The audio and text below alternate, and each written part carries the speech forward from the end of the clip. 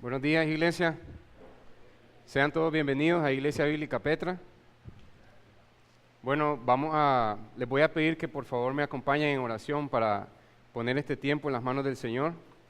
Y les voy a pedir que el que tenga la facilidad que se ponga en sus rodillas para encomendarnos al Señor. Vamos a orar. Padre, aquí venimos ante ti, Señor. En nuestra fragilidad, Señor, dependemos de muchas cosas, Señor. Tantas cosas, Padre, que están en el mundo, Señor, que una gripe, Señor, nos puede dejar acostados en la cama, Señor. Corremos y nos cansamos, Señor. Somos susceptibles a muchas cosas, Señor. Así que reconocemos, Señor, que necesitamos, Señor, hasta de la comida, la bebida, el aire que respiramos para existir, Señor. Y todo esto tú lo provees, Señor. Padre, tú no necesitas nada, Señor. Ni siquiera nuestra adoración, Señor. Te adoramos, Señor, y doblamos nuestras rodillas porque tú eres digno, Señor. Solamente por eso, Padre. En esta hora, Señor, te rogamos, Señor, que tú hables a tu pueblo, Señor, que nos hables, Señor. Necesitamos oír tu voz, Señor. Que tú hables a través de tu palabra, Señor, de la Biblia que tú nos has provisto, Señor. Que tú hables lo que necesitamos escuchar, Señor, no lo que queremos escuchar, Padre. Que tú uses este púlpito, Señor, que tú uses mi voz, Señor. Que voy a hablar de parte tuya, Señor, y no lo que yo piense, Señor. Te pido, Señor, que pongas palabra en mí, Señor, y que prepare nuestros corazones, Señor, y que estén dispuestos a escuchar tu voz, Señor. Que seamos sensibles a la voz del Espíritu Santo, Señor. Te pedimos, Señor, por este tiempo, Señor, y que bendigas a la iglesia, Señor. Que derrames gracias, Señor, sobre tu iglesia, Padre. Porque cuando hay gracia, Señor, tu pueblo te escucha, Señor. Tú le hablas, Señor. Si hay misericordia, Señor, dentro de la iglesia, tu iglesia escucha y tu iglesia actúa, Señor, con fe, Padre. Te pedimos misericordia y gracia para tu iglesia, Señor, y que nos dé fortalezas, Padre. En el nombre del Señor Jesús. Amén. Pueden tomar sus lugares y por favor abran su Biblia en Romanos 5. Vayan buscando Romanos 5. Nosotros empezamos desde el último domingo de septiembre a tener una serie de prédicas de avivamiento y reforma. Hoy tenemos la condición espiritual del hombre ante un Dios perfectamente santo. Entonces vamos a estar en Romanos 5, del capítulo 12 al 21. Voy a ir leyendo. Cuando Adán pecó, el pecado entró en el mundo. El pecado de Adán introdujo la muerte, de modo que la muerte se extendió a todos, porque todos pecaron. Es cierto, la gente ya pecaba aún antes de que se entregara la ley, pero no se le tomaba en cuenta como pecado, porque todavía no existía ninguna ley para violar. Sin embargo, desde los tiempos de Adán hasta los de Moisés, todos murieron, incluso los que no desobedecieron un mandamiento explícito de Dios, como lo hizo Adán. Ahora bien, Adán es un símbolo, una representación de Cristo, quien aún tenía que venir, pero hay una gran diferencia entre el pecado de Adán y el regalo del favor inmerecido de Dios, pues el pecado de un solo hombre, Adán, trajo muerte a muchos, pero aún más grande es la gracia maravillosa de Dios y el regalo de su perdón para muchos por medio de otro hombre, Jesucristo. Y el resultado del regalo del favor inmerecido de Dios es muy diferente de la consecuencia del pecado de ese primer hombre, pues el pecado de Adán llevó a la condenación, pero el regalo de Dios nos lleva a ser declarados justos a los ojos de Dios, a pesar de que somos culpables de muchos pecados, pues el pecado de un solo hombre, Adán, hizo que la muerte reinara sobre muchos, pero aún más grande es la gracia maravillosa de Dios y el regalo de su justicia, porque todos los que reciben vivirán en victoria sobre el pecado y la muerte, por medio de un solo hombre, Jesucristo. Así es, un solo pecado de Adán trae la condenación para todos, pero un solo acto de justicia de Cristo trae una relación correcta con Dios y vida nueva para todos. Por uno solo que desobedeció a Dios, muchos pasaron a ser pecadores, pero por uno solo que obedeció a Dios, muchos serán declarados justos. La ley de Dios fue entregada para que toda la gente se diera cuenta de la magnitud de su pecado, Pero mientras más pecaba la gente, más abundaba la gracia maravillosa de Dios. Entonces, así como el pecado reinó sobre todos y los llevó a la muerte, ahora reina en cambio la gracia maravillosa de Dios, la cual nos pone en la relación correcta con Él. Él nos da como resultado la vida eterna por medio de Jesucristo nuestro Señor. Amén. Bueno,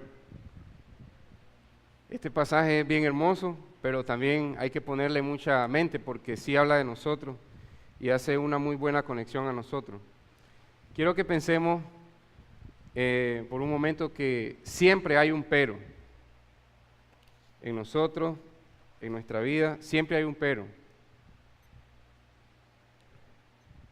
Si tenemos pero en el trabajo, está bien el trabajo, la paga es buena, pero el jefe es malo. O la paga es mala, pero tengo un jefe tremendo. O el jefe es malo, la paga es mala, pero el ambiente de trabajo es bien sano. Entonces siempre hay un pero. O si vamos a comer a un lugar, la comida estaba rica, pero le faltó. Siempre hay un pero. Ahora, yendo a cosas más serias, podemos ser en la casa. La casa está bien, pero tiene problemas, tiene fallas eléctricas. Mi matrimonio, pues me gusta mi matrimonio, pero a veces no me gusta esto de mi esposo, o a veces no me gusta esto de mi esposa. Mis hijos van bien en clase, pero la maestra tal cosa. Siempre hay un pero en esa vida. Y ese pero lo que hace es mostrar que nuestra vida no es perfecta. Y eso es bueno, porque realmente si nuestra vida no es perfecta, la vida en general no es perfecta. Y eso también es bueno. La vida no es perfecta por causa del pecado. Es el egoísmo que hace que hayan problemas y son muchas cosas del pecado que hace que la vida no sea perfecta. Y el pecado vino al mundo por un solo hombre, como lo leímos aquí. Pero ya cuando hablamos de pecado, ya alguien puede decir, no, mi vida no es perfecta, pero estoy satisfecho con mi vida. Voy bien, no me quejo. Pero igual, nadie aquí puede afirmar que la vida sea perfecta. Así que todos estamos afirmando que la vida no es perfecta. Y esto es porque todos estamos conscientes de que el pecado existe, aunque no le llamemos pecado. Entonces, nosotros podemos ver que el pecado existe y por eso la tierra gime, por eso son terremotos, inundaciones y demás cosas. Y nosotros lo podemos ver hasta aquí en Managua. Entonces nosotros podríamos decir, eso no es porque la tierra está gimiendo, que venga el Señor. Eso es porque Managua se planeó mal, hubo un mal estudio urbanístico en Managua. ¿No habrán sido hombres egoístas que solo empezaron a ganar y no hicieron bien el estudio por eso? Puede ser eso. Entonces al final la tierra va a mostrar que está gimiendo. Además, ¿quién mandó la lluvia que causó la inundación? La tierra gime para que venga el Señor. Y los que hemos creído en Él, estamos gimiendo y debemos de estar gimiendo para que nuestro Señor venga. Entonces, parte de este pensamiento nosotros lo miramos en la carta de los Romanos. El Espíritu Santo lo provee a la iglesia por medio de un hombre, Pablo. Pablo escribió la carta a los Romanos, pero él no fundó la iglesia en Roma. Él solo hizo una carta y en la misma carta ustedes pueden leer, espero conocerlo algún día. Él no fundó esa iglesia. Probablemente se piensa que un grupo de judíos que vivían en Roma fueron al tiempo de Pentecostés, cuando descendió el Espíritu Santo, y ellos escucharon, en el lenguaje que ellos hablaban en Roma, ellos escucharon el Evangelio, y probablemente esta gente fue y empezó una nueva iglesia, judíos, cristianos y gentiles, o sea, los que no eran judíos, cristianos, en la ciudad de Roma, plantaron una iglesia en Roma. Entonces, después Pablo se da cuenta de que hay una iglesia en Roma y él escribe esta carta. Pablo sabía cuál era la necesidad de la iglesia en Roma. Ya era una iglesia, pero necesitaban lo mismo que nosotros hoy, el Evangelio. Entonces, vamos a ver un poco del trasfondo de los romanos. Pablo expresa unos puntos en su carta. Hay más puntos, pero lo que podemos ver es de que quién es Dios, quién es el hombre, cuál es la condición de nosotros los hombres ante Dios y cuál es la única solución, Cristo. Esos puntos son los que nos vamos a enfocar. Entonces, Pablo estaba muy claro, y él lo planteó en su carta a los romanos, de que cada hombre, cada mujer, cada niño, cada bebé, cada feto que está en el vientre de su madre, fue representado por Adán en el jardín del Edén. porque la misma palabra de Dios lo dice. Adán fue el representante de toda la humanidad. El mismo nombre de Adán significa humanidad. Es el primer hombre y es el hombre que representa. Entonces, a veces nosotros tenemos como que no me gusta que me relacionen con Adán. O a veces cuando viene una visita de fuera o de otro país, nos da pena decir, digamos, tal vez de nuestro presidente o algo. Pero realmente él es el que nos presenta, políticamente hablando. Entonces, lo podemos ver también en el fútbol. Ahí sí nos gusta que nos representen. Si va un equipo ganando, va ganando Nicaragua, dice uno, hasta donde logremos llegar, ¿verdad? En el fútbol. Entonces, ahí andamos alegres y estamos diciendo, vamos ganando, pero nosotros no fuimos a jugar, nosotros no nos entrenamos, pero sentimos que ese equipo nos está representando. Entonces, eso mismo está ahí presente e ilustra cómo Adán nos representa, aunque digamos yo no tengo nada que ver con Adán. Y toda la raza humana salió de Adán y Eva. Así que todos venimos de él. Y esta es la razón por la que Pablo dice, todos pecaron en Adán. Entonces, la iglesia en Roma recibió esto de una mejor manera, porque ya en ese tiempo se hablaba de que había algo en el hombre que era la maldad, pero no se había definido bien. Entonces los filósofos griegos y romanos trataron de definirlo, pero no llegaron a la verdad de Dios. Entonces Dios expresa muy bien cuál es esa verdad. Pero la iglesia recibió bien porque miraba, es cierto, yo a veces no estoy en mi casa, a veces tengo falla, a veces trato de excusarme, y Adán se pretendió excusar con sus hojas de higuera. La iglesia en Roma fácilmente, en el primer siglo, se conectaba con Adán. Cuando le hablaban, entonces, así como Adán lo representó, Cristo también vino a representarlo. Entonces, por uno solo que pecó, ustedes también son constituidos pecadores, y ya está la raíz de querer desobedecer a su Creador. Y cuando salgan de la pancita de su mamá, van a empezar a querer desobedecer a Dios, porque tienen la mancha del pecado. Entonces, ellos sienten esa conexión fuerte, pero después miran la gracia de Dios. Ahora Cristo es el nuevo Adán, el postrer Adán, el que representa a toda la humanidad. Y dice el versículo 17, a los que recibieron esta gran verdad, los que recibieron a Cristo, Jesús los representa. Entonces para ellos era fácil recibir esta idea, y es Cristo visto como el postrer Adán. Así sale en la Reina Valera, en 1 Corintios 15, 14. Pero ¿qué pasó con el pasar del tiempo? Cuando esta carta se escribió, era el año 67, 68 después de Cristo. Pero después pasaron varios años y las cosas cambiaron.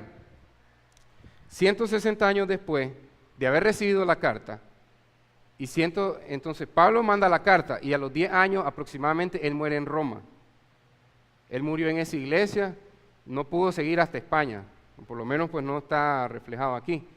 Entonces, 160 años después de que la iglesia en Roma lee esta carta, como que fuéramos nosotros, y 150 años después de que nosotros pues ya enterramos a Pablo, ya lo entregamos, ya se fue, entonces ya la iglesia está en el año 217 después de Cristo. Y en el año 217 muchas cosas cambiaron en la iglesia en Roma. Ya ellos empiezan a atesorar una filosofía griega que fue constituida en el año 800 antes de Cristo. En el tiempo de los reyes de Israel, Grecia estaba constituyendo su filosofía, se llamaba algo así como la dualidad. Hay una parte en el hombre que es buena y hay otra parte del hombre que es mala. Eso es lo que piensa la filosofía humana, pero el pensamiento de Dios es otro, y lo vamos a ver. Entonces, la iglesia en Roma están los tataranietos de los que leyeron la carta y de los que escucharon la carta. Es la quinta generación. Supongámonos que nosotros ahorita somos miembros creyentes y estamos congregados aquí en Petra y pasan 160 años. Su tataranieto está aquí en el 2160, supongamos. Entonces ellos, así como los romanos, imagínense que olvidaron todo lo que usted quiso tratar, lo que usted trató de poner en la próxima generación. Hay que depender solamente en Cristo, hay que depender solamente en Cristo. Como decía la canción, ningún esfuerzo, si el Señor no bendice el esfuerzo de las manos del hombre, es en vano. Entonces hay que depender solo en Cristo. Esto no llegó hasta la quinta generación porque ellos dicen, está mejor esto. Hay una parte buena en el hombre y hay una parte mala en el hombre. Veámoslo así. Entonces ya aquí ya empiezan a agregar cosas y la iglesia de Roma ya no es la iglesia del primer siglo y solo estamos en el año 217. En el 312, después de Cristo, el tataranieto de los, o los tataranietos de los que leyeron la carta, no estoy tartamudeando, es la octava generación de los que leyeron la carta, ya había cambiado todo. Ahora viene un famoso emperador que es conocido como Constantino. Él se agrega de manera política y religiosa al cristianismo. Si él se arrepintió y creyó en Cristo, yo no lo sé. Pero yo lo que sé es que lo que cuenta la historia. Cuando él entró, él vino con sus costumbres de emperador, y como es el emperador, que entre pues, y ahora pues hay una parte buena y una parte mala de nosotros. ¿Por qué no aceptar también que podemos hacer algunos cambios en la iglesia de Cristo? Empecemos a cambiar algunas cosas. Entonces, aquí es donde la iglesia cristiana en Roma se empieza a parecer más a la iglesia católica romana. Se empieza a introducir muchas cosas y va perdiendo lo que se parecía a la iglesia del primer siglo. Entonces ahora vemos un cristianismo que es político y es religioso, solo porque dejamos de entrar a un emperador. Ahora, ¿es malo que vengan los reyes y los presidentes al Evangelio de Jesucristo? No, pero tienen que hacer lo mismo que todos nosotros, despojarnos de todas nuestras cargas, de toda nuestra confianza, de todo nuestro refugio vano y buscar solo el refugio que es Cristo. Entonces, yo no dudo que pudo haber un emperador creyente, pero no podemos tratar de modificar la iglesia para que la gente la acepte. Simplemente nosotros tenemos que ponernos en las manos de Dios y decir, Señor, cambia mi corazón, lo que no te agrada y pon cosas que te agrade, Señor. Y eso es. Entonces, es la dependencia en Cristo. Y podríamos decir así, donde se puso la cosa más fea todavía, en la iglesia en Roma, fue en el año 382. Ahora ya metieron más cosas, ahora sí le vamos a llamar herejía, y una de ellas fue que había un cargo para el emperador romano. Aquí ya estamos en la 9ª generación, ya no les voy a decir cuántos tátaras, pero es la 9ª generación de la primera que leyó la carta. Y ahora ellos, en el 382, había un emperador romano, y este se despojó de un cargo que se llamaba Máximo Pontífice. Máximo Pontífice significaba que este hombre era el puente máximo entre los dioses romanos y griegos y los hombres de la tierra. Pero este hombre renuncia a ese cargo, sigue siendo emperador y hay unos cambios políticos en Roma. Entonces dice el obispo de Roma, yo quiero ese cargo, yo voy a ser el máximo pontífice, pero yo no voy a ser entre los dioses y los hombres, yo voy a ser entre Dios y los hombres el máximo puente. Pero, ¿y Cristo? Él es el camino, la verdad y la vida. Él es la escalera de Jacob que baja desde el cielo hasta donde nosotros. Vamos a borrar todo lo que dice la Escritura. Entonces, ya a estas alturas no pesa, no es verdad, pero suena bien, dejémoslo aquí. Entonces, ya la iglesia ya era la iglesia católica romana del IV siglo. Ya casi se parece a la iglesia del 1500 que se topa con la Reforma y pega un encontronazo. Entonces, ellos tenían tanta confianza en todos sus logros y poca confianza en Cristo. ¿Por qué? Porque cada vez que a una iglesia le decía, mira, pero esto que estás haciendo no está en la Biblia. Un momento, dice. Tenemos una carta escrita a nuestros antepasados, nuestro tatarabuelo, la 9ª generación. Aquí murió el apóstol Pablo. Tenemos buenas referencias de esta iglesia. Tenemos el máximo puente, el pontífice máximo, el máximo puente entre Dios y los hombres. Tenemos al Papa, tal vez le decían el máximo pontífice. Y tenemos esta iglesia que está apoyada por el Imperio Romano. Y también tenemos un respaldo político religioso. Tenemos prosperidad. Eso es el respaldo de Dios. ¿Qué me vas a decir vos a mí de que yo estoy mal? Váyase para allá, iglesita, o váyase para allá, hombre que está hablando la palabra de Dios. ¿Por qué? Porque yo tengo muchas cosas de qué confiar a mi alrededor y no voy a confiar en lo que me diga ese. Entonces, esto lo podemos ver muy marcado en la iglesia católica romana, que ya no es la iglesia de Roma del primer siglo, y esto es lo que sigue en la historia, hasta llegar a la Reforma, que cuando entra cada hombre que dijo, mira, en la Biblia dice esto, a la hoguera. Porque es que tenemos, aquí debe estar el respaldo de Dios, porque tenemos poder político, poder religioso, poder social, tenemos muchas cosas, y vos me estás diciendo que yo no estoy, aquí está el puente máximo entre Dios y los hombres. No, el camino es Cristo. Sí, Él es, pero Él ha constituido y tenemos una serie de hombres que van siguiendo desde Pedro, dice. Bueno, Entonces, aquí vemos un gran testimonio de la humanidad. Nosotros, separados de Cristo, no podemos hacer nada, ni mantener una iglesia bíblica. Desde aquí ya podemos ver eso. No es solo para criticar, qué feo lo que hicieron, qué malo. Pensemos que esto es una muestra de la humanidad. Les dejamos una carta apostolar. Murió uno de los apóstoles ahí en su iglesia. Y la primera generación no tenía ninguna, o sea, no les escribieron por desórdenes en la iglesia, no habían errores doctrinales, no había nada. Pero aún así, separado de Cristo, la gente no puede mantener una iglesia bíblica. Entonces, esto es una enseñanza para nosotros. Entonces, ahora sí, vamos al pasaje. En Romanos 5:12, y lo voy a leer.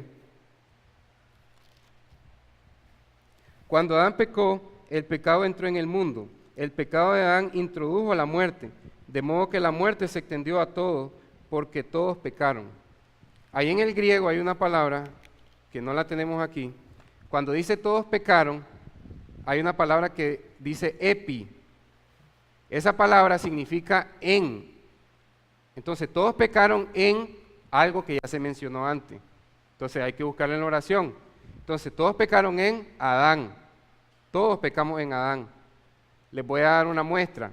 En la carta a los Hebreos, dice que Abraham ofreció los diezmos. Creo que es en Hebreos capítulo 9. Y entonces, el sacerdocio levítico no había venido porque todavía Leví no existía. Leví es un tataranieto de Abraham. Entonces, cuando Abraham presenta los diezmos, dice que no había un sacerdote levita a quien presentárselo. Pero ya el mismo el sacerdocio levítico estaba presentando sus diezmos a través de Abraham, porque el sacerdocio levítico estaba en sus lomos. Toda la descendencia levita salió de los lomos de Abraham. ¿Ustedes me entienden? Lo mismo pasa con Adán. Adán pone la semilla en Eva y de ahí viene toda la raza humana. Entonces, Adán es nuestro representante genéticamente hablando y espiritualmente hablando. Entonces, nosotros en este punto donde dice que todos pecaron y que Adán es nuestro representante, nadie aquí puede negar la muerte. La muerte es real. Y la Biblia dice que la paga del pecado es la muerte. Es probable que se le haya muerto un familiar o un amigo y usted ya experimentó la muerte, pudo ver el cuerpo de esa persona y que se mire extraño verlo sin vida, con la persona que usted convivía. Esa es la muerte, o sea, ya no hay vida en ese cuerpo. Y esa es la paga del pecado, porque el pecado está en nosotros y nosotros pecamos. Entonces, el pecado está en el mundo porque hay pecadores, y los pecadores somos pecadores porque pecamos. Es necesario reconocer eso. O sea, no es que él peca porque mucho ha sufrido. Eso no es así. Es otra cosa que la vamos a ver más adelante. Entonces, todos hemos pecado y nadie puede alcanzar la meta gloriosa de Dios. El pecado está en nosotros a manera de tendencia. Mire, dijimos que aún el feto, el niño que ya se está formando, desde que el esperma se junta con el óvulo, ahí hay un ser humano, ahí está un alma, un espíritu viviente. Esa persona que no es ni un grano de arroz de grande, ya el pecado está en él. Y ese niño sale, o digamos, está por nacer y el niño no ha pecado aún, pero la marca del pecado, la mancha del pecado está en él. Dice el Salmo 51 que en pecado me engendró mi madre. Y varios pasajes de la Biblia hablan de que el hombre trae la maldad en él, trae el pecado en él. Y eso es algo que a nosotros nos cuesta, porque nosotros sentimos que hacemos cosas buenas y eso no nos hace pecadores. O un niño, ¿qué va a ser un niño si está chiquito? Y en la sociedad, ¿qué nos ha enseñado? Cuando éramos chiquitos, todos nosotros, incluso los más adultos, si miraban un tiernito, ¡ay, ese angelito! Entonces ya no entra el concepto que tiernito, angelito. No, el tiernito es bueno.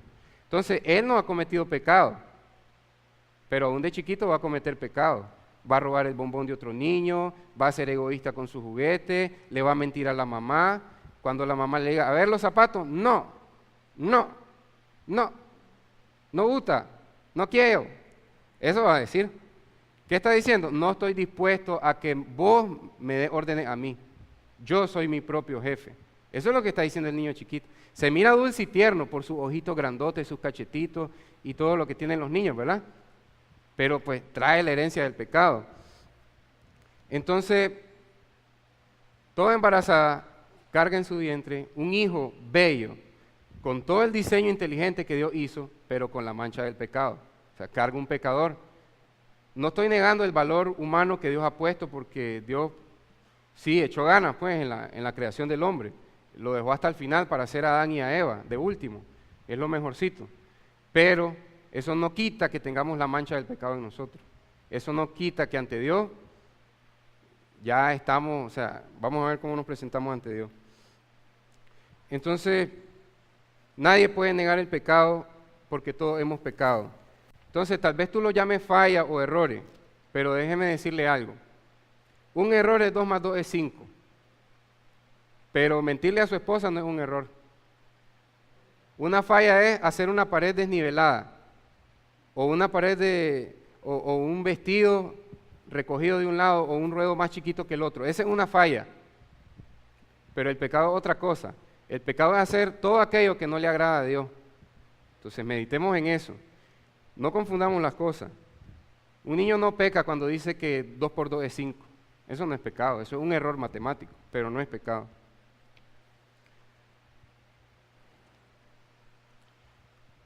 Entonces, Adán nos dejó una gran herencia, aparte de si ya le heredaron algún terreno, va a agregar esto también para que ya sepa, nos heredó la muerte física, algún día vamos a morir, es más, nadie sabe cuándo va a morir, ninguno de los que estamos aquí sabemos cuándo vamos a morir, pero sabemos que vamos a morir, es muy probable. La muerte espiritual, no siento atracción hacia las cosas de Dios, sino es porque Dios hace una obra en mí. Y la muerte eterna, y esa sí es la más peligrosa de todas, y por eso vino el Evangelio, por la muerte eterna. Porque la muerte eterna es que el hombre va a vivir separado de Dios toda la eternidad, sin Cristo, en condenación y castigo eterno. Esa es la más peligrosa de todas. Entonces, aún el creyente puede experimentar la muerte física, y experimentó la muerte espiritual desde que fue concebido. Pero cuando vino Cristo, lo trajo de muerte espiritual a vida espiritual, y ahora va para la vida eterna y no va para la muerte eterna. Entonces, eso es una gran esperanza, y eso es lo que Pablo quiere reforzar en la iglesia de los romanos del primer siglo. Y esa también es la herencia que tenemos hoy nosotros. Así que no se enojen con Adán, pero es necesario para atesorar el Evangelio y las profundidades del sacrificio de Cristo, estar claro de que Adán era nuestro representante, y porque Dios dijo, no es porque Adán haya dicho, Dios dijo, vos vas a representar a toda la humanidad, vos vas a gobernar aquí y vos respondés por la humanidad. Como cuando mandamos al presidente y tal vez dice algo que no nos gusta. Entonces, eso que dijo está mal redactada la oración, ya nos hizo quedar mal a toda Nicaragua. Eso mismo pasa con Adán, pero en un ambiente espiritual y que afecta a la eternidad. Entonces, nadie aquí puede huir de la muerte, nadie aquí puede escapar de la muerte, y esa es la marca para que nosotros, aunque estemos sin visión espiritual, podamos ver la muerte es real. Entonces, si la gente muere es porque el pecado está ahí. Entonces, si esto es así, nadie se puede quitar el pecado. ¿Por qué? Porque para quitarte el pecado tendrías que decir, yo ya me quité el pecado porque no voy a morir. Yo lo hice solo, te voy a enseñar cómo. Nadie ha hecho eso. Nadie ha podido.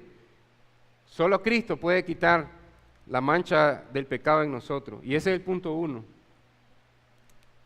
No se aflijan, sí. La mancha del pecado en nosotros solamente Cristo la puede quitar. Entonces Dios establece a Adán como nuestro representante. Y vamos a ver unos pasajes, pero solo se los voy a mencionar. Si gustan los apuntan, pero no los busquen. Dios ha declarado que la maldad de los hombres es mucha, y todo designio de los pensamientos del corazón de ellos son de continuo solamente el mal, solo para el mal. Génesis 6:5. Antes de mandar el diluvio, unos versículos antes de ahogar literalmente a toda la raza humana por el pecado, y decir, voy a traer el castigo por la desobediencia. Los que se quieran salvar, entren al arca. Tienen que estar en el arca. Ya en el Nuevo Testamento nos damos cuenta que el arca es Cristo. Esa es nuestra nueva arca. Ahí está la alianza de Dios. Esa es la alianza, esa es la manera de Dios. El que se quiera salvar, venga a Cristo, refúgiese en Cristo. Entonces, desde aquí ya Dios dijo que la maldad del hombre era mucha. En Génesis 8:20, Él afirma que el corazón del hombre es malo aún desde su juventud. En Mateo 7:9, Jesús nos dice que nosotros, siendo malos, sabemos hacer cosas buenas. Aquí es donde nos perdemos. En la iglesia dicen que yo soy malo, pero yo miro que yo hago cosas buenas. Jesús explicó eso. Ustedes siendo malos saben hacer cosas buenas, porque ¿quién de ustedes si su hijo le pide un pan le da una serpiente? ¿Quién de ustedes si su hijo un pescado le da una serpiente? ¿Quién de ustedes si su hijo le pide un pescado, una roca, le da un pan?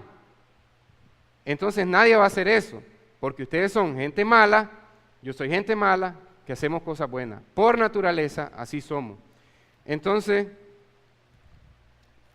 si tenemos dudas, vamos a Marcos 7, del 20 al 23.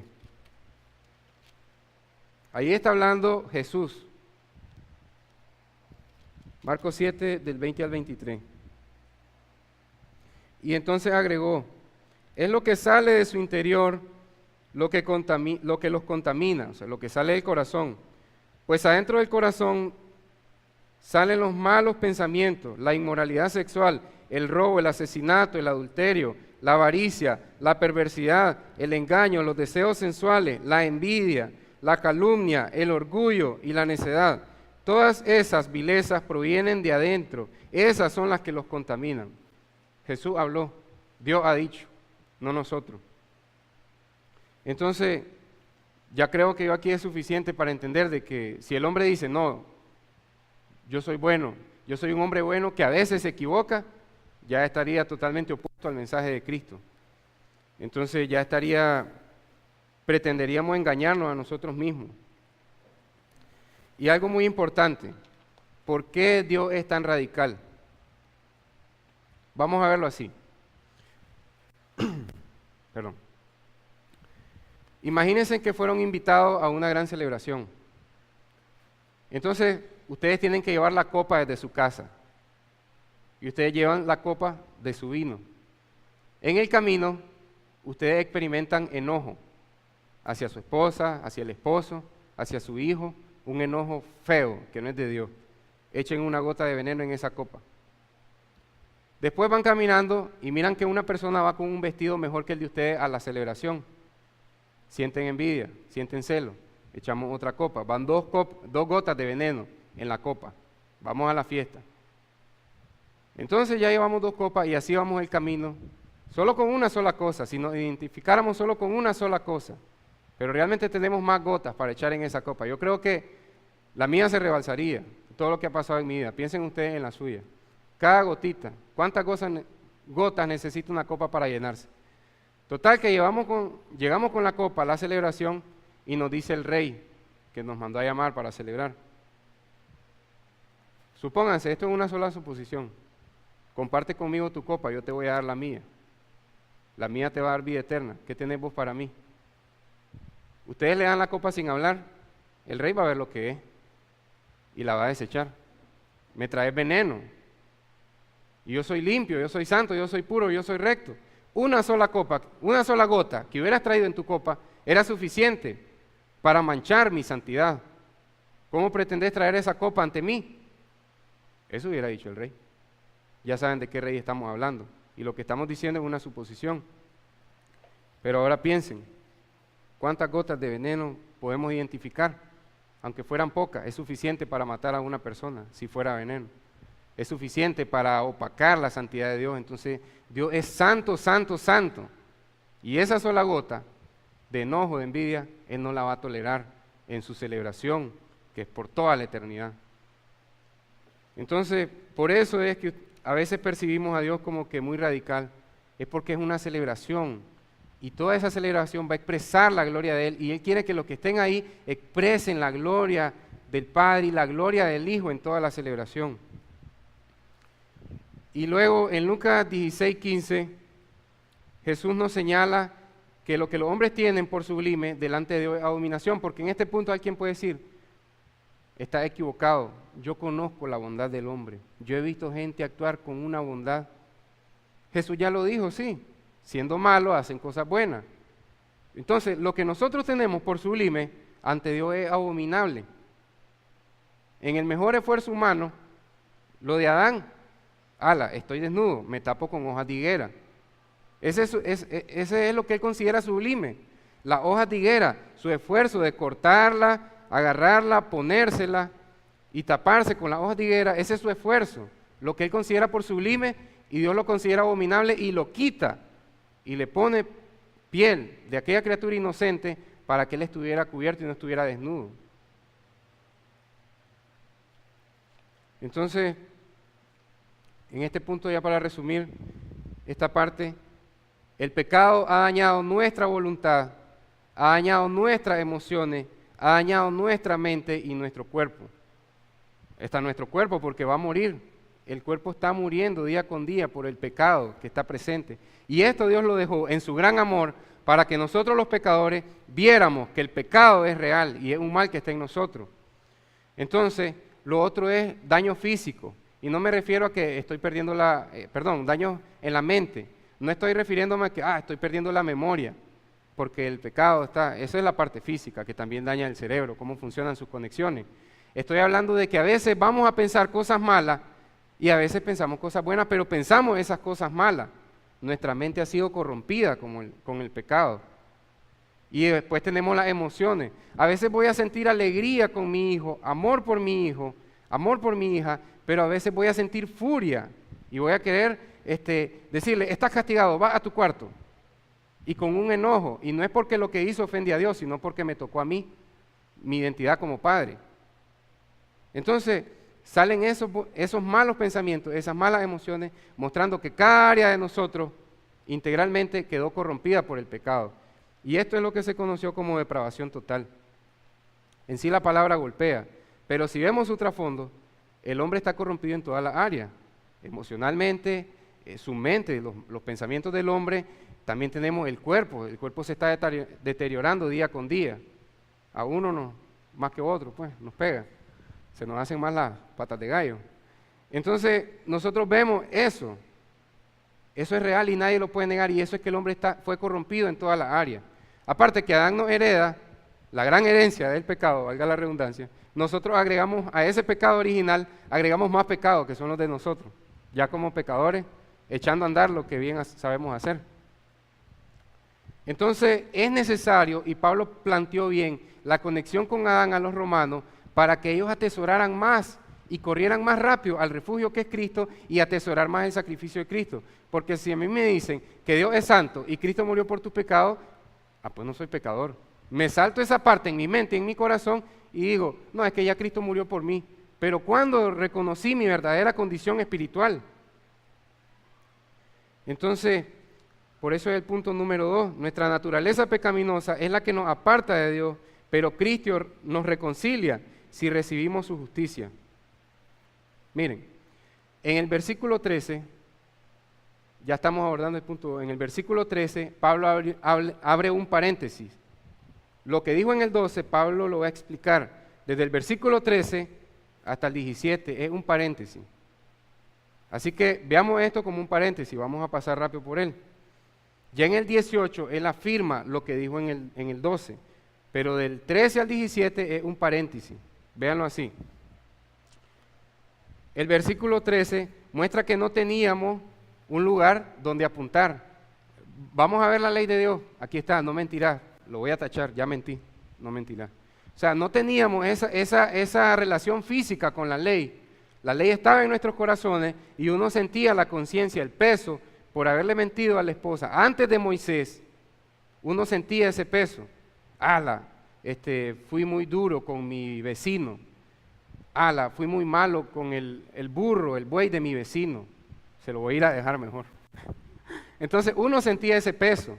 Ya después viene la ley. Entonces, dice, Perdón. Es cierto, la gente ya pecaba aún antes de que se entregara la ley, antes de que la ley, pero no se les tomaba en cuenta como pecado, porque todavía no existía ninguna ley para violar. Cuando aquí dice no se le tomaba en cuenta, uno puede decir, qué alegre haber vivido antes de la ley de Moisés, porque no se le tomaba en cuenta, dice. Y eso no quiere decir. Lo que quiere decir es que, pongámoslo así con un ejemplo práctico, vamos a fiar a la pulpería y le debemos a la señora, ya no enjaranamos. No tiene un cuadernito, pero ella se acuerda cada centavo que estamos debiendo. Y ella nos dice, y puede haber otra pulpería donde vamos a fiar y ahí sí hay cuadernito. Entonces, en la pulpería donde no tienen cuadernito, no se les cuenta la deuda, pero la señora la tiene aquí, sabe cada centavo que le deben, ¿verdad? En la otra sí tienen cuaderno, no está diciendo, qué bueno haber vivido antes de la ley, porque ahí pecábamos y no se nos tomaba en cuenta, no dice eso. Usa un término, en griego usa un término de contabilidad, de que uno no lo pone a la cuenta de la persona, pero que uno sabe que la persona lo debe.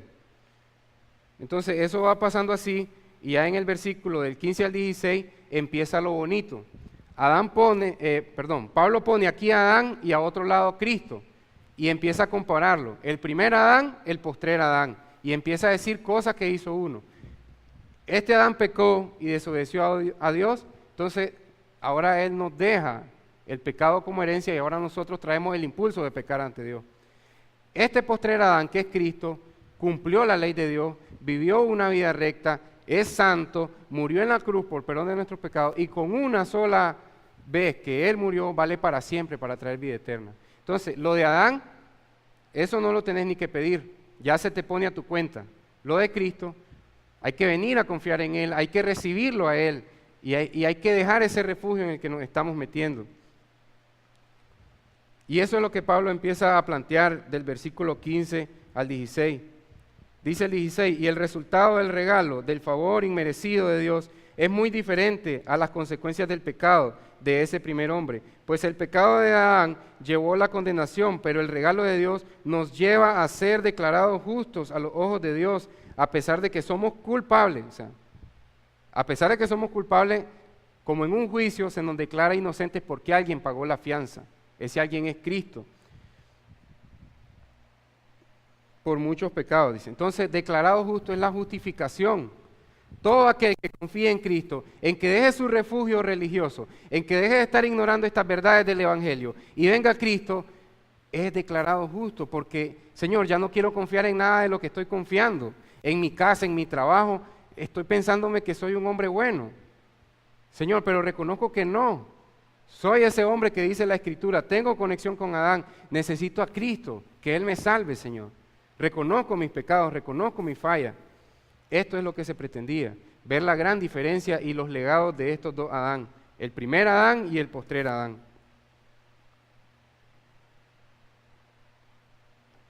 Yo pregunto, ¿lo has recibido? ¿Quién es el que gobierna nuestra semana? El domingo, pues, ¿quién gobierna un rato? Él nos dice qué alabanza sigue, que nos pongamos de pie. De cierta manera, Él va organizando. Entonces todos estamos aplaudiendo, todos estamos cantando. Pero ¿qué pasa en la semana cuando no está la alabanza de aquí? ¿Tu corazón está alabando a Dios? ¿Está confiando en Jesucristo? ¿Viene a doblar sus rodillas ante Dios en la intimidad de tu cuarto? Entonces, ¿hay una constante de que Cristo está obrando en tu vida? ¿O será que todavía los designios de la carne siguen latentes y no dejan que los designios de Dios se desarrollen? Porque soy creyente, pero no, estoy descuidando los talentos que Dios me ha dado, las cosas que Dios me ha dado. Él me dio la posibilidad de orar y no lo estoy haciendo. O no, todavía no he vendido a rendir mi vida a Cristo. Entonces, en este punto los romanos también estaban pensando lo mismo en esta carta. Y es lo que nosotros vemos. Y ya el versículo 17 resume de que algún día vamos a enfrentar la muerte por nuestro estilo de vida. Y vamos a salir culpables por las cosas que hay en nuestro corazón, a menos que recibamos a Jesucristo en nuestro corazón. Pero para eso tendríamos que desechar mi propia justicia. Si yo me creo justo, si yo me creo, todavía hay algo bueno en mí, esa gotita que diga, todavía hay algo bueno en mí, todavía hay algo bueno en mí, sé que soy 98% malo, o, perdón, sé que no puedo llegar con una gota de veneno en esta copa, con una sola gota. Entonces todavía hay algo bueno en mí. Estar diciendo así, eso no está dejando la justicia de Cristo ahí. Eso está diciendo, por esa todavía hay algo bueno en mí, todavía hay un rayito de esperanza en mí. Esa es mi autojusticia. No deja la vida de Cristo estar inundando toda nuestra vida. Entonces miren, no es que somos, o sea, la Biblia no dice que todo lo que hacemos nosotros es malo. No dice así. Porque ustedes pueden ver gente, reyes paganos de la historia, y ustedes pueden ver ateos haciendo obras de caridad.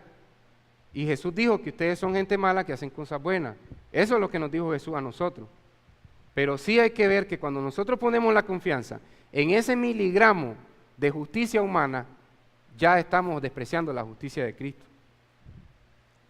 Entonces, eso es lo que concluye Pablo aquí. Y luego tenemos el versículo 18, pues ya es el resumen de todo lo que Pablo le ha escrito. Y después tenemos el versículo 19, que habla, vuelve a comparar nuevamente, retoma de que Adán nos imputa su pecado, lo pone en nosotros y lo hereda a toda la descendencia humana, y Cristo hace lo mismo para todos los que lo reciban. Dice el versículo 17, todos los que reciban la justicia de Cristo. No es solo decir, Cristo ya pagó. Ya recibiste esa gran verdad. La vives día con día que Cristo ya pagó. Entonces, todavía a esta altura, porque el corazón es engañoso y perverso, dice Jeremías 17, puede ser que nosotros creamos todavía hay algo bueno, o alguien te dijo que era una buena persona y tú le has dicho a alguien que son una buena persona, son una linda persona. Entonces, pero el hecho que dentro de la sociedad seamos buenas personas no nos hace bueno ante Dios. Es necesario separar esto porque no vamos a negar las cosas que hay en la sociedad, pero vamos a ver algo. Por eso entramos al punto 3.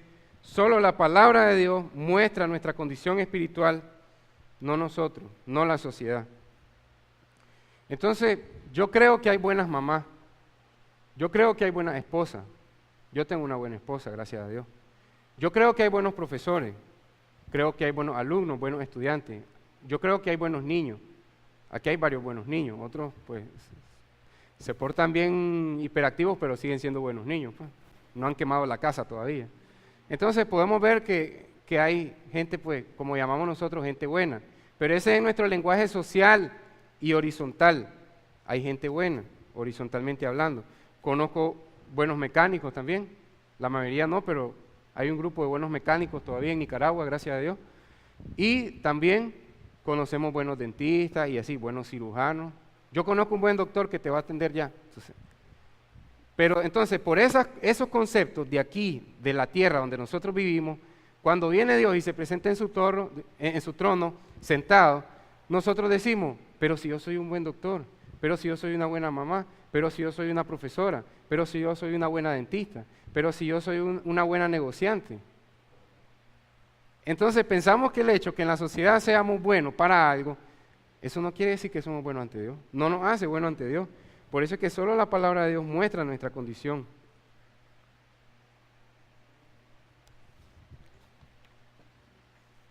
Entonces, ¿cómo va a juzgar Dios? Lo tenemos en Romanos, ahí mismo, en la misma carta. Estamos en el 5 viendo la condición de nosotros con Adán. Imagínense a la iglesia del primer siglo. Y en el Romanos 2:16 Pablo ya les dijo algo. Esto es estremecedor. Y el mensaje que proclamo es que se acerque el día en que Dios juzgará por medio de Cristo Jesús la vida secreta de cada uno. ¿Cómo estamos?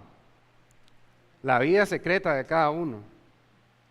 Hay un ejemplo que ponía un pastor que murió hace bastante, Charles Spurgeon, y hay otro que más reciente que se llama Paul Washer, que también retoma este ejemplo.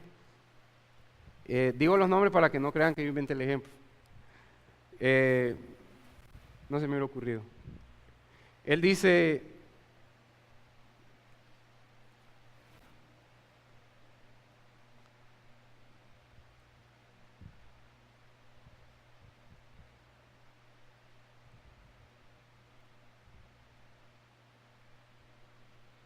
perdón.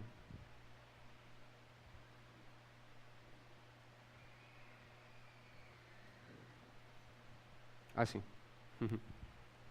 Gracias a Dios. Bueno, él dice de que, imagínense que se agarran todos nuestros pensamientos que nunca le contamos a nuestro mejor amigo. Todos aquellos pensamientos que nunca compartimos con nuestra mamá, con nuestro hijo, con nuestro cónyuge. Todos aquellos pensamientos que nos avergüenzan y que sabemos que son malos. Y agarramos esos pensamientos y los ponemos en las dos pantallas de Petra. Ahorita mismo. No lo vamos a hacer. Solo imagínense que eso pasara. Eso es lo que Dios viene a juzgar. Entonces, ese es el ejemplo que ellos daban. Y aquí dice la Biblia, Dios va a juzgar la vida secreta de cada uno. Gracias a Dios no está esa tecnología en el mundo. Pero Dios sí lo puede hacer porque Él es un Dios todopoderoso y Él todo lo ve y todo lo conoce.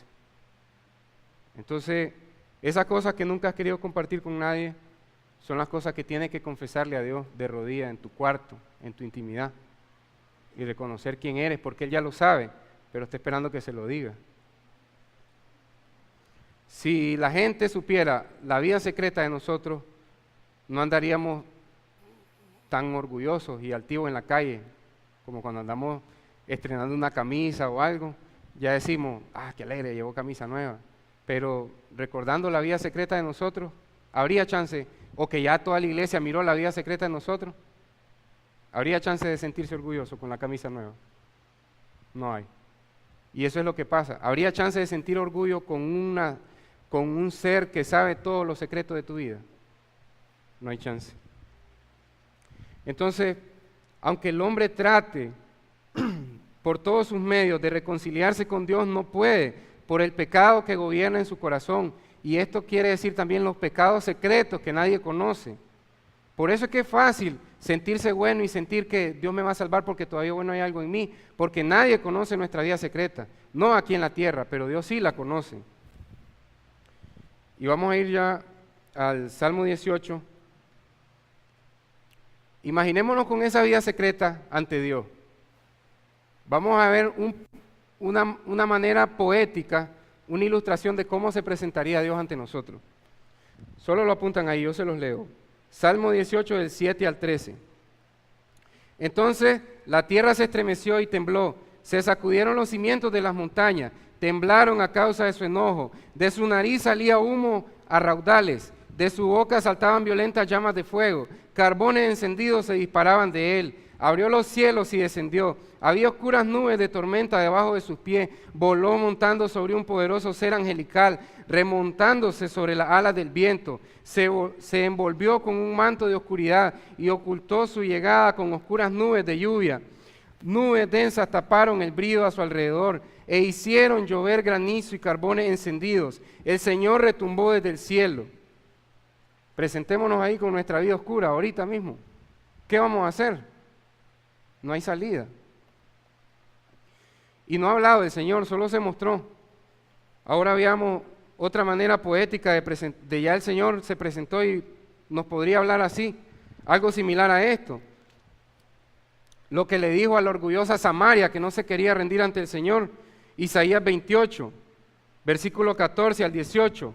Por lo tanto, escuchen este mensaje del Señor. Ustedes, gobernantes burlones de Jerusalén, se jactan diciendo, hemos hecho un trato para burlar a la muerte y hemos llegado a un acuerdo para evitar la tumba. La destrucción que se aproxima nunca podrá tocarnos, porque nos hemos edificado un fuerte refugio hecho de mentiras y engaños. Por lo tanto, esto dice el Señor soberano. Miren, pongo una piedra de cimiento en Jerusalén, una piedra sólida y aprobada. Es una preciosa piedra principal sobre la cual se puede construir con seguridad. El que crea jamás será sacudido. Los probaré con la cuerda de medir de la justicia y con la plomada de la rectitud, puesto que su refugio está construido de mentiras. Un granizo lo echará abajo, puesto que está hecho de engaños, una inundación la rebasará. Anularé el trato que ustedes hicieron para burlar a la muerte, y revocaré su acuerdo para evitar la tumba. Cuando el terrible enemigo arrase a la tierra, ustedes serán pisoteados. Esto es a la ciudad orgullosa de Samaria, pero esta es una manera poética, ilustrativa de ver cómo Dios se presenta, con la vida oscura que nosotros, la vida oscura y oculta, lo que está en la parte donde no ha llegado la luz de Cristo, o la parte que no hemos dado a conocer, que no está la luz en la sociedad. Estamos desnudos ante Dios. Y vamos a hacer lo mismo que hizo nuestro padre, Adán, hojas de higuera, religión, autojusticia, excusas, vamos a pedir perdón, pero es que lo que pasa es que había este problema. No hay excusa. ¿Qué excusa vamos a traer ante Dios? Miren cómo se nos presenta el Señor. Realmente hay que ver algo. No hay nada que podamos hacer. No hay nada que podamos hacer. Jesús dijo en Juan 6:44, nadie puede venir a mí a menos que lo traiga el Padre. Si Dios, el Padre, no te trae a su Hijo Jesucristo, si Él mismo no te mete en ese refugio, no hay nada que pueda hacer. Es la palabra de Dios y Jesús mismo habló. Después dice Juan 8:43, le dice Jesús a un grupo que no le entendía, no entienden lo que digo porque no pueden oír mis palabras. Juan 8:43, lo tenían de frente y no podían escuchar, pero no estaban sordos. El corazón de ellos no podía porque no quería escuchar. Era el corazón de piedra que dice Ezequiel 36. Quitaré ese corazón de piedra, Dios está hablando. No dice, el hombre se va a quitar el corazón de piedra. Quitaré ese corazón de piedra y pondré un corazón de carne, sensible a mi palabra, para que pueda escuchar. Entonces Jesús le dice, ustedes no pueden escuchar. Y luego tenemos el Juan 15:5 que resuena en toda Petra. Y es necesario que lo repitamos porque los mismos creyentes podemos creer que dependemos de nosotros. Por eso Jesús nos dijo, sin mí nada pueden hacer. Veamos esta majestuosa y pesada gloria de Dios. ¿Cómo se presenta Dios? Nosotros no podemos hacer nada sin Cristo que le agrade al Rey de Reyes y Señor de Señores que está en ese trono, pidiendo cuenta de la vida secreta de nosotros y la vida expuesta también. No hay nada. Entonces en este punto sería bueno si acaso había creído que un día de esto me voy a arrepentir, un día de esto voy a entregar mi vida a Cristo. A menos que el Padre no te traiga, no puede. Y es necesario que veas eso, porque en ti mismo no hay esperanza. Es un refugio como el que dijo Salmo 18, Isaías 28. Es un refugio que el viento lo va a botar. Cuando mires que realmente no hay esperanza en ti, es que va a venir a la esperanza segura que es Cristo. Solo así el hombre puede decir como Pedro, sálvame Señor que me hundo, sálvame Señor que perezco. Solo así vamos a llegar a decir eso. Mientras no reconozcamos quiénes somos, mientras creamos que nosotros controlamos el día de nuestra salvación, vamos a estar pensando, todavía hay algo bueno en mí. Todavía hay algo bueno en mí. Y ese pequeño todavía es el que está rechazando la justicia de Cristo en nuestras vidas. Entonces la aplicación es en Salmo 10.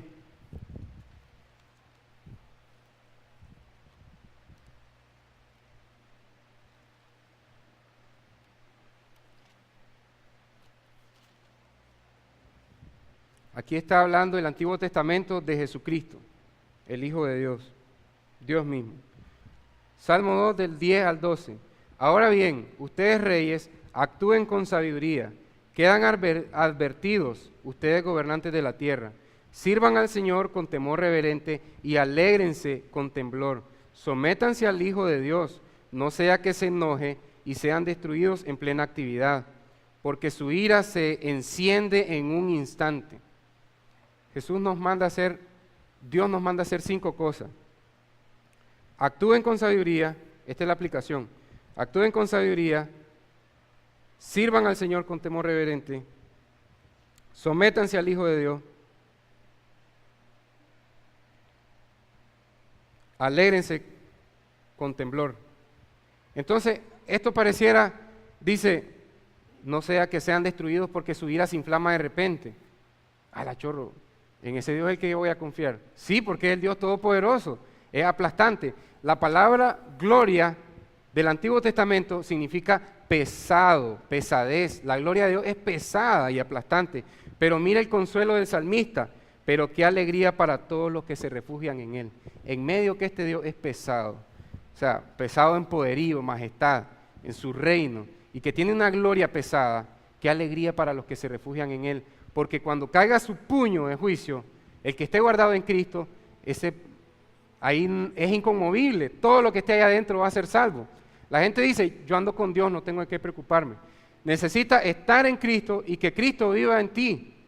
Y ahí es cuando estás con Dios realmente. Cuando Cristo mora en ti y tú vives en Él.